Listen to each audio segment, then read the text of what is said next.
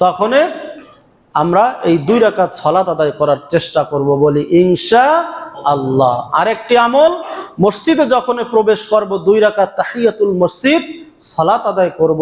আজকে বাংলাদেশে অনেক মসজিদে প্রবেশ করলে দেখা যায় যে তারা মসজিদে ঢুকেই বসে পড়ে। অধিকাংশ সময় দেখা যায় যে আর মনে হয় 20 মিনিট, আপনার হলো 20 সেকেন্ড 30 সেকেন্ড সময় আছে, এরপরও দেখা যায় কিছু মুসল্লি এসে বসে পড়ে। নাউযুবিল্লাহ।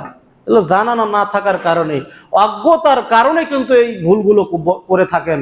অথচ রাসূলুল্লাহ সাল্লাল্লাহু আলাইহি সাল্লামের কড়া নির্দেশ, ইজা দাখালা আহাদুকুমুল মসজিদ, যখন তোমাদের মধ্যে কোনো ব্যক্তি মসজিদে প্রবেশ করে, ফালইয়ারকা রাকাতাইনি ক্বাবলা আইয়াজলিস, সেজন্য বসার পূর্বে 2 রাকাত সালাত আদায় করে। রাওয়াহুল বুখারী, হাদিসটি বুখারীর মধ্যে স্পষ্টভাবে আছে।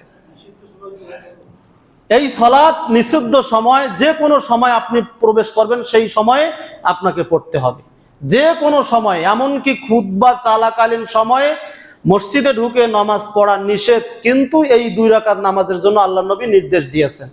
রাসূলুল্লাহ সাল্লাল্লাহু আলাইহি সাল্লাম খুতবা দিচ্ছেন দাঁড়িয়ে, এমত অবস্থায় একজন মুসল্লি প্রবেশ করলেন, এসে বসে পড়লেন। আল্লাহ নবী সাল্লাল্লাহু আলাইহি সাল্লাম বলেন, অমুক তুমি দাঁড়াও।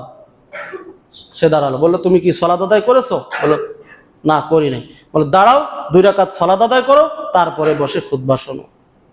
এই হাদিস প্রমাণ করে খুতবা চলাকালীন অবস্থাও কেউ যদি মসজিদে প্রবেশ করে তাহলেও তাকে 2 রাকাত সালাত আদায় করতে হবে। তবে এই ক্ষেত্রে আপনাকে একটু সতর্কতা অবলম্বন করতে হবে। সতর্কতা এই জন্য বললাম, এই ক্ষেত্রে আমাদের অনেক মুসল্লি সতর্কতা দেখা যায় না।